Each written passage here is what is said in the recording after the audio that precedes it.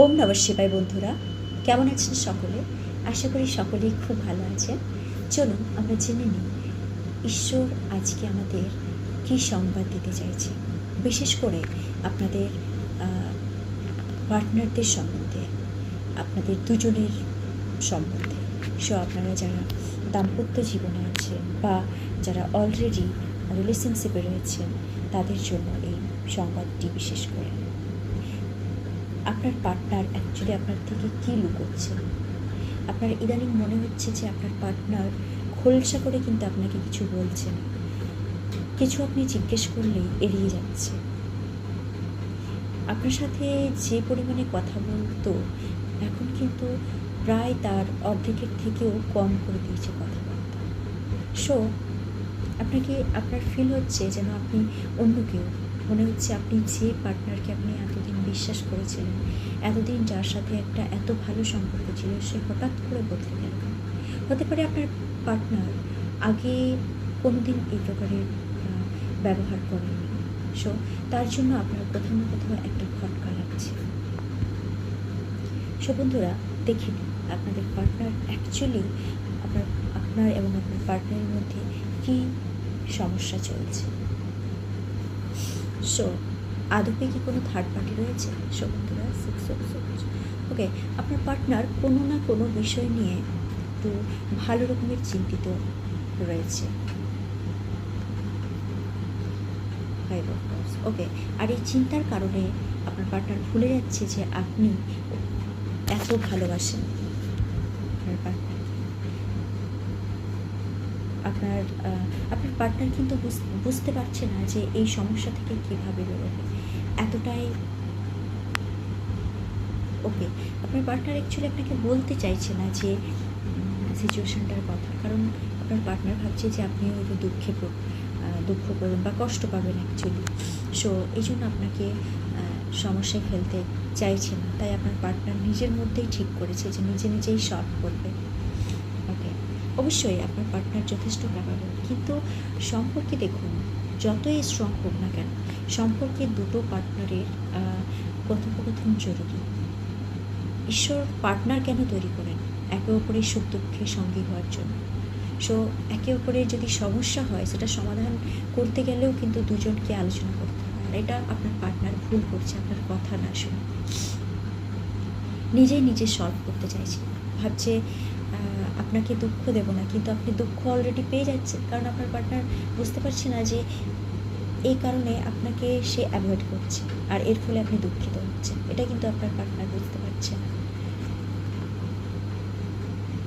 ওকে, বন্ধুরা, একটাই কথা বলবো, আপনার পার্টনার কিন্তু চাইলে আপনার সাথে একটা ভালো সময় কাটাতে পারে, আপনার সাথে শেয়ার করে অনেকটা হালকা হতে পারে, তার সমস্যার প্রায় সমাধান হয়ে যাবে বললেই চলে। মানে আপনারা দুজন এতটাই স্ট্রং যে আপনারা দুজন মিলে সেটাকে সলভ করতে পারেন। কিন্তু কোথাও না কোথাও আপনার পার্টনার ঠিকমতো প্রকাশ হয়তো করে না, একটু নন এক্সপ্রেসিভ যাকে বলা হয়। কিছু মানুষ থাকে না, বেশি এক্সপ্রেস করতে পারে না, সেরকমই আপনার পার্টনারকে দেখে মনে হচ্ছে। আপনি অনেকবার জিজ্ঞেস করেছেন, আর এর ফলে আপনার পার্টনার বিরক্ত বোধ করেছেন, তাই আপনি এবার ভেবেছেন যে না, অনেক হয়েছে, এবার আমি চুপ করব। তাই আপনিও একটা রাগ জন্মেছে। কিন্তু বন্ধুরা, রাগ করবে না আপনার পার্টনারের উপর, কারণ এখন আপনার পার্টনার বুঝতে পারছে না যে সিচুয়েশনে আছে, যে কী করা উচিত।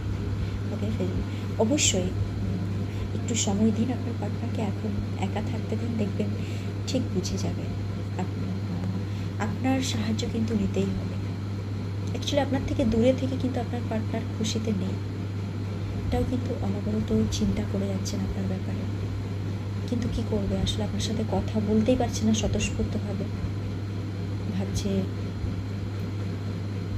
যদি আপনি জেনে যান, কিন্তু জানেই না যে আপনি দুজন মিলে জিনিসটাকে মানে এক লহমায় আপনার সমাধান করতে পারেন।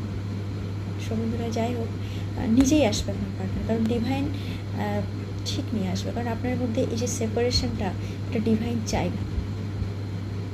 এখানে রেনবো দেখতে পাচ্ছি। ডিভাইন চাই যে আপনাদের সম্পর্কের মধ্যে এরকম রামধনুর রঙে উঠুক আপনাদের জীবন। আপনাদের সেপারেশন ফেজে কিন্তু রাখলে চলবে না। কিন্তু ডিভাইন এখানে আপনার পার্টনারকে একটা শিক্ষা দিতে চাইছেন যে আপনার পার্টনার বুঝুক যে সে যতই স্ট্রং হোক না কেন আপনারও কিন্তু সেখানে ভূমিকা আছে, এবং আপনারা যেহেতু পার্টনার, সো দুজন মিলেই কিন্তু সলভ করতে হবে। লাইফ পার্টনারের কাজ কি? এমনি এমনি শুধু সংসার করলে, বিয়ে করলে বা এরকমই অনেকেই ভাবে যে পার্টনার মানে কি। ঠিক আছে, একটা দরকার পার্টনারের, কিন্তু বুঝতে হবে যে ইমোশনালি, শুধুমাত্র ফিজিক্যালি বা এভাবেই পার্টনার নয় সংসার করা, সরি। যাই হোক, সো দুজনকে কিন্তু ইমোশনালিও একসাথে থাকতে হবে, দুজনকে সব সমস্যার সমাধান করতে হবে একসাথে। এই জন্য ঈশ্বর পার্টনার তৈরি করেছেন। সো নিজের পার্টনারকে সম্মান করবেন বন্ধুরা, অবশ্যই। জাস্টিস, হ্যাঁ। আর এই যে সিচুয়েশানটা, মানে আপনাদের মধ্যে একটা বিভেদ সৃষ্টি হচ্ছে এর জন্য, এটা কিন্তু আপনার পার্টনারের বুঝতে পারছেন। অ্যাকচুয়ালি আপনার পার্টনার ভাবছে যে আমি একাই সব কিছু সামলে নেব, কিন্তু না, এটা করলে চলবে না। সো যাই হোক, জাস্টিস কিন্তু আপনাকে ঈশ্বর দেবেন। আপনার পার্টনারকে বাধ্য করবেন আপনার কাছে আসতে, এবং আপনাকে সব খুলে বলবেন আপনার পার্টনার। কিন্তু তার জন্য আপনি এখন চুপ করে থাকবেন, বেশি কিছু বলবেন না। আপনার পার্টনারের সাথে কোনো বিষয় যদি কথাও হয় আপনাদের, তো যে বিষয়ে আপনার পার্টনার বলতে চাইছে না সে বিষয়ে আপনি জিজ্ঞেসও করবেন না। দেখবেন কিছুদিন পর ঠিক নিজের রাস্তায় ফিরে এসেছে, আপনাকে সব কিছু বলবে, গড়গড় করে বলতে হবে, যাবে কোথায়। সো ডিভাইন জাস্টিস অবশ্যই দেবেন আপনাদের সম্পর্কে মাঝে মাঝে মানে খুব ভালো আপনাদের দুজনের মধ্যে সম্পর্ক, কিন্তু তবু মাঝে মাঝে আপনাদের যে কী হয়, এরকম দূরত্বের একটা সৃষ্টি হয়। সো যাই হোক, আপনাদের একে অপরের প্রতি বিশ্বাস আছে, কিন্তু মনে রাখবেন যে যাই হয়ে যাক না কেন সম্পর্কে যেন ভাঙন না ধরে। সম্পর্ক টিকিয়ে রাখার দায়িত্ব কিন্তু দুজনেরই। সো বন্ধুরা, যা করবেন সাবধানে করবেন, এবং আপনারা সঠিক পথে এগোচ্ছেন। শুধু একজন যদি না বোঝে, তাহলে আরেকজনকে একটু থেমে যেতে হয়, অবজার্ভ করতে হয়। সো বন্ধুরা, আফটার অল সবই ঠিক আছে, একটু সময় লাগবে। সো বি পেশেন্স, একটু ধৈর্য রাখুন, সব ঠিক হয়ে যাবে। এবং আপনার পার্টনারের সম্বন্ধে পজিটিভ ভাবুন, ঈশ্বরের কাছে প্রে করুন যাতে আপনার পার্টনার এই কার্মিক বন্ধন থেকে মুক্তি পায়, এবং এই যে একটা থার্ড পার্টি, অর্থাৎ একটা সমস্যা, এটা একটা ফ্যামিলিগত সমস্যা মনে হচ্ছে যে ফেস করছে আপনার পার্টনার, তাড়াতাড়ি এর থেকে যেন মুক্ত পায়, এটা আপনি ডিভাইনের কাছে, ঈশ্বরের কাছে প্রার্থনা করুন। অবশ্যই আপনার পার্টনার এই অবস্থা থেকে বেরিয়ে আসবে এবং আপনাদের সম্পর্ক স্বাভাবিক হবে। সো এই পর্যন্তই বন্ধুরা, ভালো থাকবেন সকলে। ওম নমঃ শিবায়। জয় শিব।